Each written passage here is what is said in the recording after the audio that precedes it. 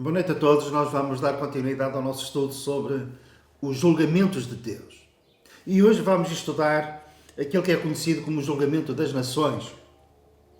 E é uma passagem que é pouco comentada, pouco pregada também, porque não é uma passagem fácil e, portanto, suscita várias interpretações, algumas delas nitidamente fora de contexto, erradas, porque alguns até usando esta passagem justificam que a salvação é por meio das obras, quando nós sabemos que não é pelas obras.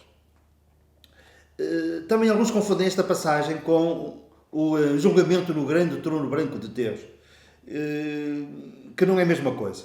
Esta passagem, quando é que ela vai acontecer? Quando é que isto vai ter lugar? Isto vai ter lugar a quando da vinda do Senhor Jesus à Terra.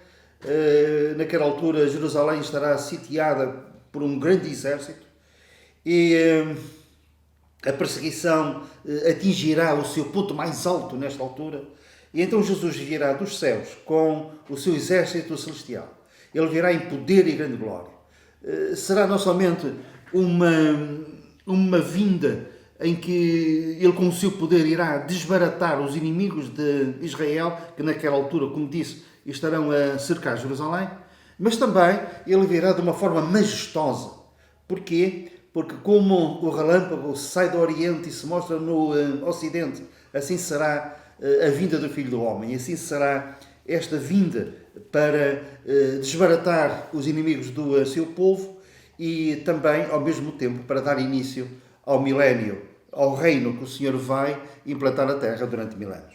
Mas a nossa passagem está onde? Está em Mateus capítulo 25. E no versículo 31 lemos assim: E quando o Filho do Homem vier em sua glória. Jesus, como Filho do Homem, é uma prerrogativa do seu caráter como juiz. Em João capítulo 5 nós lemos que o Pai lhe deu todo o juízo, todo o julgamento. Porquê? Porque é o Filho do Homem. Então Jesus, como Filho do Homem, vem para julgar. Ele virá e todos os santos anjos com ele, e então ele vai se assentar no trono da sua glória. No trono como juiz. E todas as nações serão reunidas diante dele, e apartará uns dos outros, como o pastor aparta dos bodes as ovelhas. E porá as ovelhas à sua direita, mas os bodes à esquerda. Então dirá o rei aos que estiverem à sua direita: Vinde benditos de meu Pai, possuí por herança o reino que vos está preparado desde a fundação do mundo. Então, quando é que isto vai ter lugar? Vai ter lugar no fim da grande tribulação. E nessa altura, Israel, a nação de Israel, estará a passar por uma situação trágica, catastrófica. Então lemos assim em Lucas capítulo 21, que está relacionada com a passagem que nós acabamos de ler. Quando virdes Jerusalém cercada de exércitos, sabei então que é chegada a sua desolação. Então os que estiverem na Judeia fujam para os montes, os que estiverem no meio da cidade saiam, e os que nos campos não entrem nela.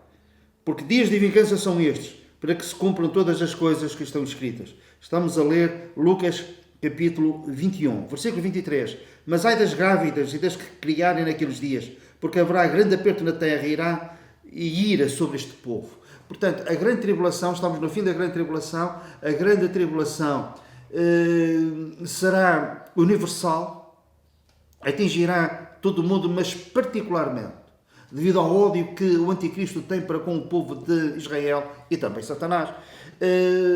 O foco estará na nação de Israel e particularmente na cidade de Jerusalém. Porquê? Porque também há uma outra razão. Porque Jesus vai reinar sobre a terra durante 1000 anos, a partir de onde? Da cidade do grande rei, a cidade de Jerusalém. Então Jerusalém estará sitiada por um grande exército. Mas ai das grávidas e das que criarem naqueles dias, porque haverá grande aperto na terra e ira sobre este povo Israel. E cairão ao fio da espada, e para todas as nações serão levados cativos. Durante a grande tribulação, muitos cairão ao fio da espada, de uma forma particular o povo de Israel. E muitos de Israel serão levados cativos e espalhados por todas as nações. Jerusalém será pisada pelos gentios, até que os tempos dos gentios se completem.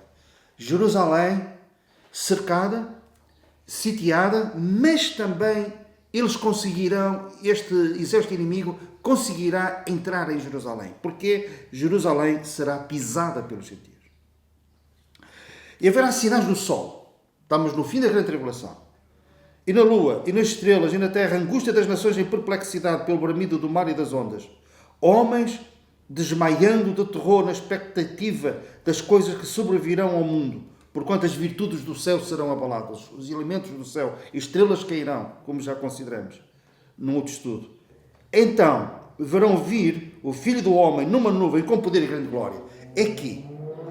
Esta passagem, quando a grande tribulação estiver no seu auge, quando estiver no tempo pior de perseguição, de tragédia, Israel a ser desbaratado pelos seus inimigos, Jerusalém cercada, pisada pelos gentios, então Jesus virá.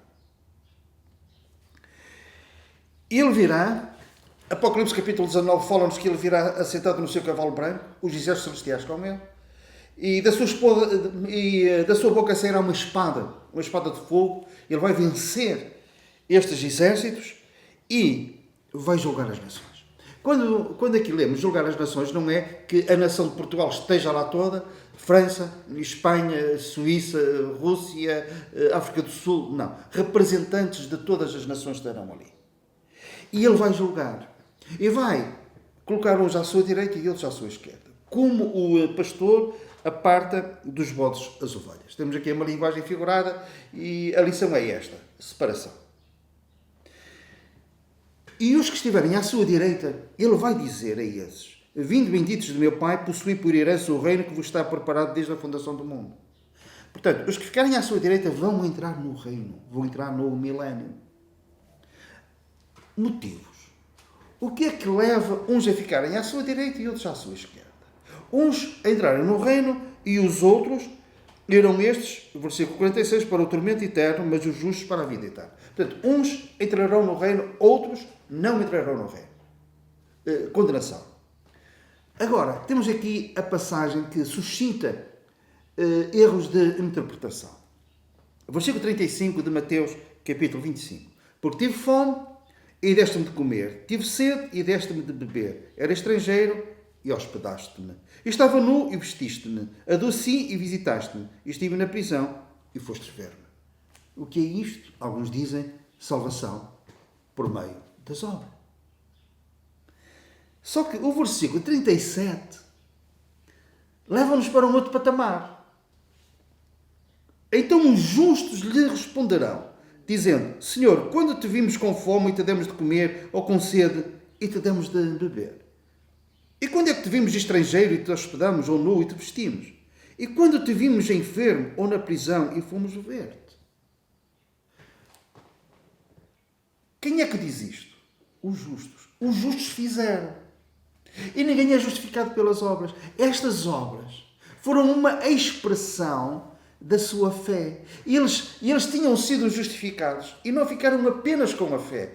Eles depois, como iremos ver, eles deram apoio, guarida, proteção aos judeus que durante a grande tribulação foram espalhados, como lemos em Lucas, foram espalhados por todas as nações. Cuidaram deles, acolheram-nos no seu meio, nas suas casas, nas suas famílias. Mas eles não foram escolhidos para ficarem à direita do Senhor Jesus porque fizeram. Sim, eles fizeram, mas eles eram justos e pelo facto de serem justos eles fizeram. Foi uma fé com obras. Por exemplo, Raabe em Jericó. Ela foi protegida, melhor, ela e a sua família não foram mortos a quando da conquista de Jericó. Porquê? Porque ela escondeu os espias. Nós pensamos, então, ela foi poupada devido a uma obra que ela fez. Escondeu os espias. Certo? Pois. Mas em Hebreus, capítulo 11, o que é que nós lemos? Que ela, pela fé, escondeu os espias. Portanto, o facto dela ter protegido os espias em casa dela era uma consequência de um ato de fé. Protegeram os judeus espalhados Mas eles eram justos. E pelo facto de eles serem justos, fizeram isto. É uma fé com obras. Então, os justos lhe responderão. Os justos. E nós somos justificados pela fé. Ninguém é justificado por meio das obras. Aqui estas obras foram uma consequência da sua fé. Respondendo, versículo 40. Em verdade vos digo que quando o fizeste a um destes meus pequeninos irmãos, a mim o fizeste. Proteção em relação ao povo de Deus. Saulo, Saulo, por que me persegues? Saulo podia dizer, Senhor, mas eu não te persigo.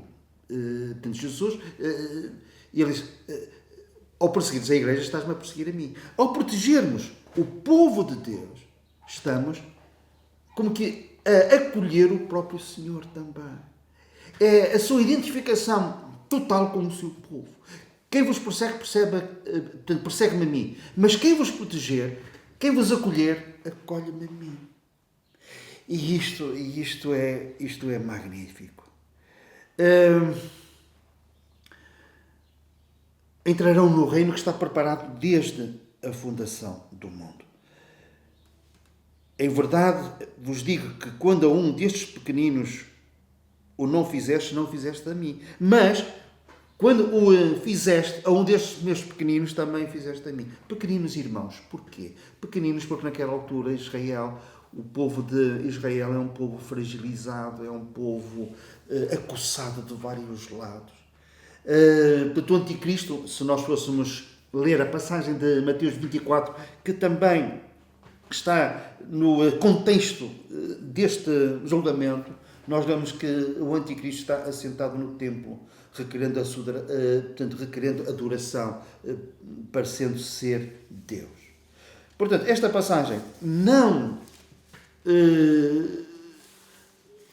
traz doutrina de que a salvação é por meio das obras, mas salienta um facto, que é a nossa fé deve ser acompanhada com obras. E neste particular, o Senhor vai abençoar os que abençoarem Israel. E vai amaldiçoar aqueles que os amaldiçoaram. De acordo com a profecia que o Senhor fez a Abraão. A recompensa, como disse, é a entrada no milénio. Há uma outra lição, um último apontamento que eu gostaria de trazer à equação, que é isto. A Bíblia fala-nos de uma forma transversal num princípio de separação. Aqui uns ficam à direita, outros ficam à esquerda. Como o pastor divide e separa as ovelhas dos bodes. Mas Jesus falou, por exemplo, em trigo e joio. Falou em peixes bons e peixes maus. Falou, portanto, a palavra de Deus fala-nos acerca dos filhos da desobediência e dos filhos da obediência. Fala-nos acerca de luz e de trevas. Fala-nos acerca de mortos, espiritualmente falando, e vivos, espiritualmente falando. Fala-nos acerca de salvos e perdidos. Fala-nos acerca de céu e de inferno. A grande questão que agora quero colocar é esta. Somos trigo ou somos joio? Luz ou trevas? Filhos da obediência ou filhos da desobediência? Salvos ou perdidos? Como é que vai ser o nosso destino eterno? Temos que ser justificados pela fé em Cristo. Temos paz com Deus por nosso Senhor Jesus Cristo ao fazê-lo. Ao crermos em Cristo como o nosso único e suficiente Salvador, como aquele que na cruz do Calvário derramou o seu sangue para nos purificar de todo pecado. A cruz do Calvário fala-nos acerca de uma verdade profunda. É o cerne do próprio Evangelho. Cristo, no nosso lugar, levando sobre si os nossos pecados e carregando sobre si a ira de Deus, que caiu em catadupas sobre ele, portanto, de modo que ele disse, Deus meu, por que me desamparaste? Jesus na cruz do Calvário, desamparado, para que agora nós possamos ser amparados. Ele abandonado, para que nós sejamos acolhidos.